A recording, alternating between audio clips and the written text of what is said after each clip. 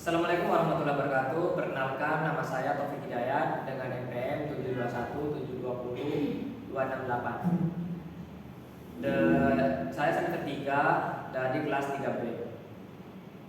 Saya di sini akan membuat video tentang komponen-komponen belajar mengajar kelompok 1. Kebetulan saya dari kelompok 1. Video ini untuk memenuhi tugas UAS strategi belajar mengajar yang diampu oleh Ibu Supriya Aksan.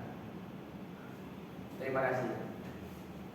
Baiklah, langsung saja saya akan menjelaskan tentang komponen-komponen belajar mengajar. Baiklah, di poin pertama ada pengertian komponen-komponen belajar. Yang dimana komponen belajar di sini adalah kumpulan dari beberapa item yang saling berhubungan satu sama lain. Nah, beberapa item ini merupakan hal penting dalam proses belajar mengajar. Dari semua komponen pembelajaran antara komponen yang satu dengan yang lain memiliki hubungan yang saling berkaitan. Guru sebagai ujung tombak pelaksanaan pendidikan di lapangan sangat menentukan keberhasilan dalam mencapai suatu pendidikan. Nah, yang poin B ada komponen tujuan pembelajaran. Ada 3 komponen tujuan pembelajaran. Yang pertama ada tujuan pendidikan nasional. Nah, tujuan pendidikan nasional ini tidak lain dan tidak bukan, yaitu untuk mencerdaskan kehidupan bangsa. Yang dimana untuk mencerdaskan kehidupan bangsa ini di dalamnya bagaimana supaya pendidikan yang ada di Indonesia ini mencakup ke seluruh penjuru yang ada di kepulauan Indonesia. Yang kedua, tujuan institusional. Tujuan institusional ini adalah tujuan dari institut atau sekolah atau lembaga yang ada di dalamnya. Biasanya tujuan institusional ini dicantumkan di dalam visi dan misi yang ingin dicapai oleh sekolah tersebut. Yang ketiga ada tujuan kurikuler. Nah, tujuan kurikuler ini biasanya adalah tujuan bahan pelajaran atau mata pelajaran. Bagaimana suatu mata pelajaran ini bisa disampaikan oleh guru kepada muridnya sebagai alat untuk mencapai suatu kegiatan belajar, proses belajar mengajar. Yang ketiga ada poin ketiga ada bahan pelajaran. Bahan pelajaran ini pada dasarnya adalah isi yang ada di dalam pembelajaran itu atau bidang studi dengan topik subtopik dalam rinciannya.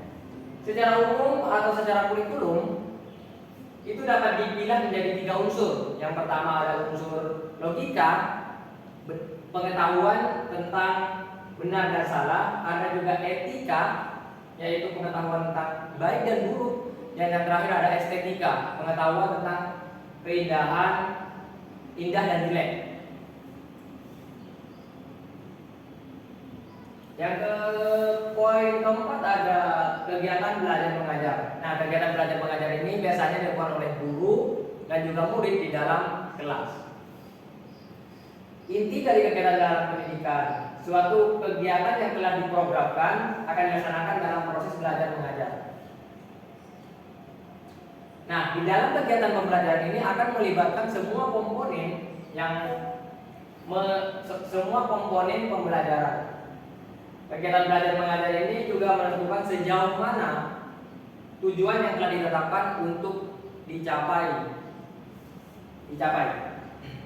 Nah, yang terakhir adalah metode belajar mengajar. Di dalam metode belajar mengajar ini ada beberapa banyak metode yang dapat diterapkan oleh guru. Ada metode secara langsung atau secara ceramah, ada metode diskusi, ada juga metode based learning atau memecahkan masalah, dan banyak lagi.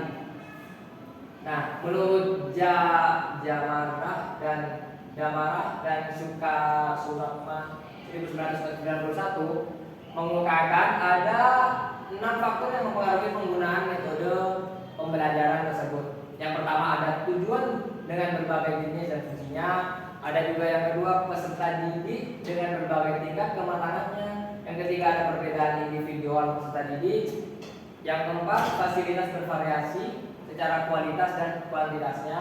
Yang kelima, kepribadian kompetensi guru yang berbeda-beda. Ya, dan yang keenam ada alat atau alat yang digunakan oleh guru. Itulah tadi 5 poin yang saya jelaskan. Mungkin cuma 5 poin saja, karena masih banyak lagi poin di dalam komponen-komponen belajar ini. Jadi kesimpulan dari kelima poin tersebut dapat disimpulkan bahwa komponen-komponen di dalam pembelajaran ini sangatlah penting diajarkan oleh guru, dan juga ini penting yang harus ada di dalam sekolah agar sekolah itu memiliki tujuan pembelajaran yang baik dan benar. Mungkin dari kelima metode itu bisa disebutkan lagi. Yang pertama, saya tadi menjelaskan tentang pengertian, saya juga menjelaskan tentang tujuan pembelajaran, ada juga bahan pembelajaran, ada kegiatan belajar mengajar, dan juga metode belajar mengajar. Mungkin itu saja yang dapat saya sampaikan. Selebihnya mohon maaf. Wabillahi taufiq wal hidayah. Wassalamualaikum.